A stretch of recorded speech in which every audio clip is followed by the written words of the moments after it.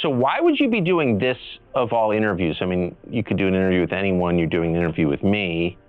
Obviously, you're going to take abuse for doing that. Like, why would you do that? Because I think it's silly not to talk to people. I think whether we agree or not, right? That has nothing to do with it. You know, it's like, this is what it's all about. Let's talk about it. Let's debate. And you know, I've been shut out. Wait, that sounds like right-wing extremism and whataboutism. But I've been shut out. You know, some platforms will not have me on. Why? They don't like that I'm, you know, an independent thinker. I'm not part of the herd. I'm not part of the go along to get along gang, so to speak. So, you know, I'm an outsider. And so, you know, I'm not part of the club. So I have to go places for one, that I'm welcome, and where I can voice my opinion without somebody, you know, saying I'm a bad person and that they never want to have me on their platform again. What platforms have banned you? I've been, you know, I tried to go on The View. They didn't have me on The View. Why? Well, a few of the guests just really didn't like where I was coming from. So, or a few of the hosts, I mean. So that's what I was told by the producers. You know, I don't know if the producers was just copping out and using some of the hosts to not have me come on and explain myself, but you'd be a good booking for them. I've been on there before. Yeah. You know, it's just when I've became an independent thinker, when I've, you know, I'm not, you know, I don't follow their brand of politics, I guess. But if you can't think for yourself, then you're not really free, are you? No, you're not. You're not. But I've been excluded. I've been excluded on Oprah, you know. On Oprah? On Oprah, yeah, I've been excluded. Yeah, man. I would think you'd be the person Oprah would want to promote. I mean, you grew up in South Central, you were successful at a young age, you have dignity, you say what you think. Like, I thought that was the goal. Me too. You know, I don't know what it is, but, you know, several of my, you know, I had a movie called Barbershop, you know. Yeah, I remember. That I wasn't invited to participate with the cast. I produced a show called Black White, and it was a very controversial show. And once again, they had the whole cast on, but I wasn't invited. And so I don't know. On Oprah's show. Yeah, so I don't know what that's really. But Oprah's obviously a saintly, godlike figure who's revered by all decent people. Why would she exclude you? I really don't know. You know, that's something that I would love to find out. But I can't tell you, you know, if there's a single thing that I've done or said to her. Have you noticed that it is more controversial to criticize Oprah than to burn the American flag? Really? Seems that way. I've never heard anybody criticize Oprah. Do you think it's political or do you think it's deeper than that? I mean, you're not like a right winger. No. No? No. You don't even seem that political. No, I'm not really. I'm pretty much, you know, just want to do right by the people, you know. So if that comes through political means, that comes through the private sector, wherever it comes, you know, I'm down to work with whoever's down to do something right for the people. So I remember reading you say something along the lines of, I didn't vote for Trump, I'm not a Trump voter. You actually attacked Trump at one point, but you were willing to meet with Trump. Do you think that crossed a line? I think some people didn't like that, but I think it's idiotic. You know, enemies meet. Right. You know, they talk. I'm pretty sure there's some communication between Russia and the Ukraine right now. Somebody's on the phone talking to somebody, trying to come up with a solution. So we just got to talk. That's the only way we're going to work this out. You know, I know when the talking stops, the fighting starts. A lot of people, they, think I'm a, Republican. I'm a right winger. Just because I was willing to speak to the Trump administration, and I was willing to speak with the Biden administration as well. Have you? One guy in the administration, but it didn't go anywhere. It was basically a, take my temperature kind of call. We'll get to it, but they never got to it or never planned to. Matter of fact, the guy left the administration, so after talking to him for a year or so, he was gone, and then we were left really with no one to continue the conversations. What do you think of Biden?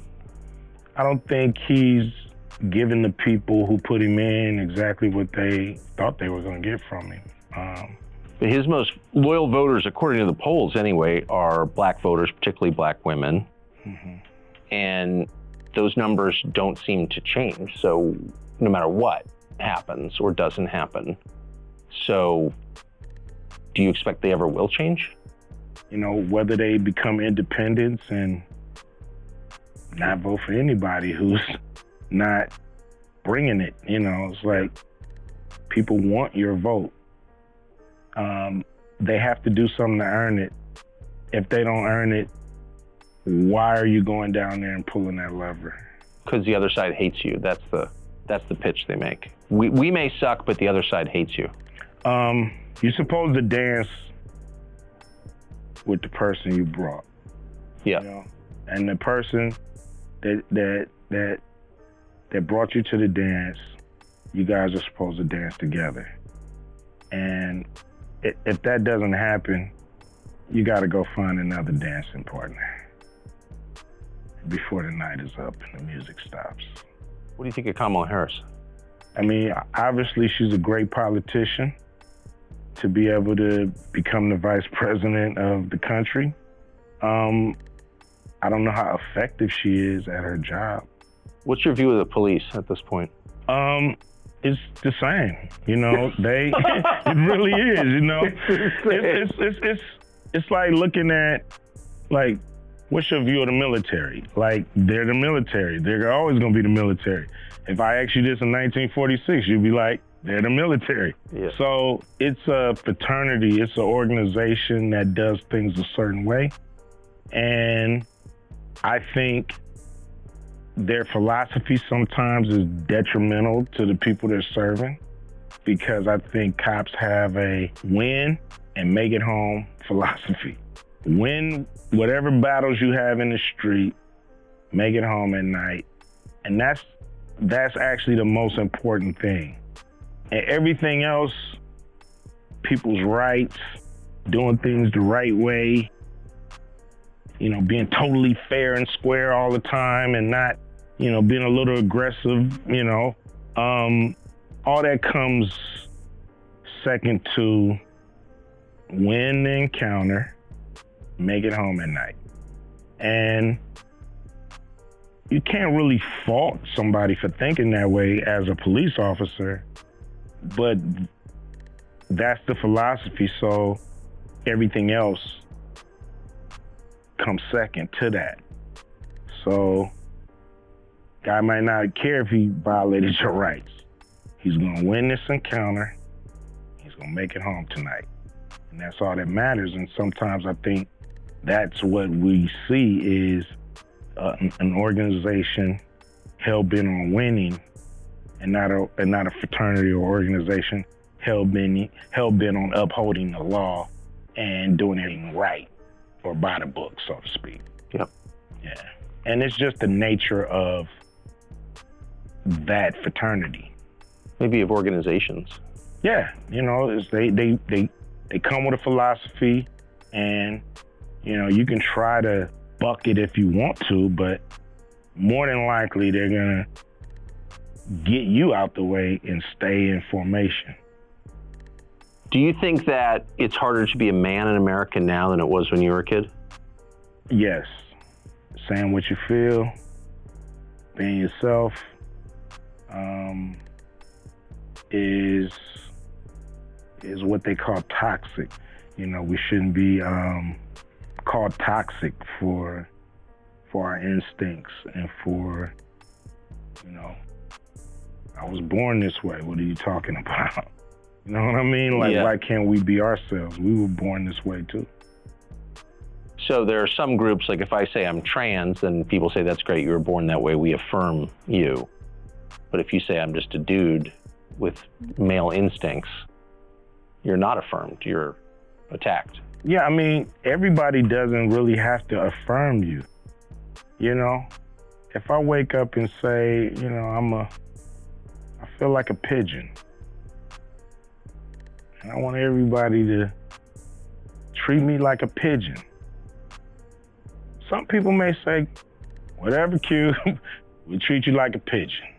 But some people may choose to be like, dude, no. That's your world. I'm not part of it. And I have to be ready for that.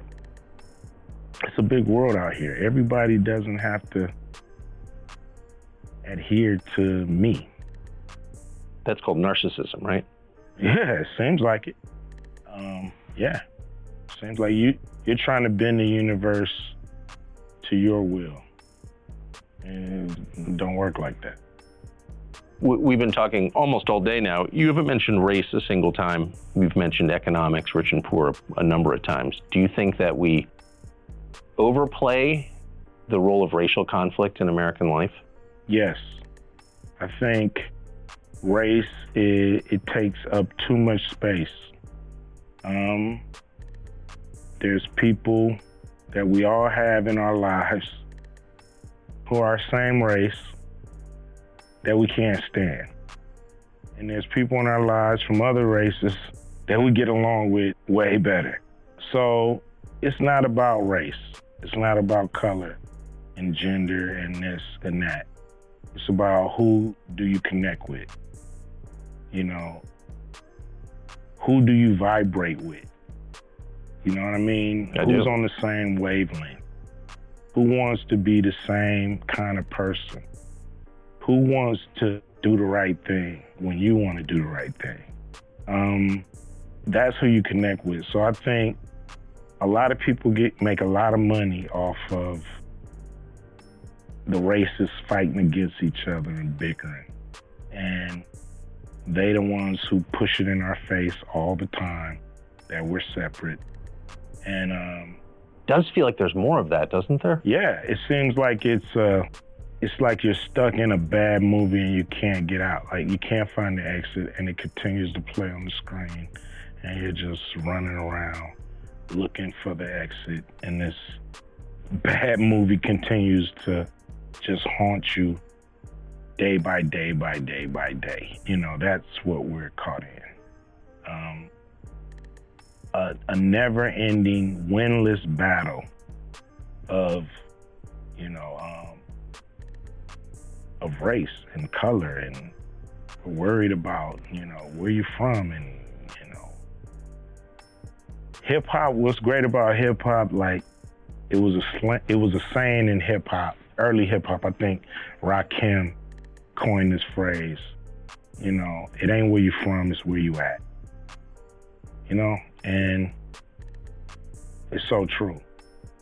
It's not about where you come from. It's about where you at right now. I'm not imagining that this stuff is being pushed on us, right? No. Much more than in, say, 1986. Yes, I think so. Because in 1986, you had movies and television, and it was all scripted, and we knew this is a scripted show. But I think now you have so many so-called reality shows that basically push the same thing, but in a reality-like setting. So, you'll watch a movie on race, okay? And you flip the channel now, you're watching a somewhat like documentary reality show that's highlighting and magnifying race and status and where you belong in this country and where you don't. And, we're highlighting the bad guys here. We're highlighting the good guys, it's always really showing controversy and pitting each other against each other. And with the reality shows, controversy sells. So they're not showing people getting along. What they want to get to is the fight, the conflict, the argument, the throwing of the bottles, the turmoil, the differences. Does that bear any resemblance to your actual life as someone who lives in this country? Like, do you have racial conflict in your life day to day? Probably, most of them are unseen. I'm not going to say I encounter racism. People know who I am. Police know who I am. Everybody knows who I am. So I probably get a pass on a lot of things that friends, family members, people I associate with, people I love go through all the time because they're not Ice Cube. But I've had an insurance company drop me because they didn't like my point of view. Things like that. Are you mad about it? Are you mad at people for their skin color ever in the course of a day? I'm not mad at people because of their skin color. I'm mad at people because of what they do and the things they choose not to do. Right. There's a big problem in this country with the financial banking system and Black people and our access to capital. I know that when it breaks down, we have, 13 to 15% of the country trying to live off of half a percentage of wealth, 0.05% of wealth. So that's an issue. That's a problem. We have to have access to capital so we can do cool things for South Central. If we drove past one of those lots and a guy that lived there wanted to put a store up, he just couldn't get along because of his zip code. Now, guys from outside the area, they can come in and they can get along and put that store up, and that has to change. How do people live in this state who aren't making a lot of money? Things are so expensive. Houses that used to cost, like my father, I think he bought his house $47,000, maybe, and now it's worth $650,000. The house you grew up in? The house I grew up in. It's worth $650,000. And that's in South Central? South Central, yeah. Huh. So the middle class has shrunk in this state? Without a doubt, or left. They definitely shrunk, and we have a lot of people leaving the state because they just can't afford it. If you were running the state, wouldn't that be a big concern for you? Yeah, I think it's a major problem because you not only have people leaving, you have industries leaving. Tesla, they just put up a plant in Texas, so they left California. And many big companies have left California. I've noticed something weird. I've never been a big hip hop fan, but I've met a bunch of hip hop performers. Yeah. And they're all pretty open-minded, way more open-minded than, say, your average college professor. I wouldn't have expected that. Why do you think that is? College professors, they all want their jobs, and if their staff or administration is saying, "Hey, we think this way at this college," sometimes they understand what that is and they stick to those guidelines. Rappers, we're free spirits for the most part. some of us who are not locked down to these crazy contracts, but we know doing things the way they were done in the past hasn't really gotten us as far along as a people as we have wanted. So we tend to break the mold. We tend to be disruptors. We tend to not wait for an invitation to the party. We tend to either come in through the window, you know what I mean, or kick the front door down. But we're coming to the party. So that's how we've actually been able to gain success, because everybody wants you to be in your little hole.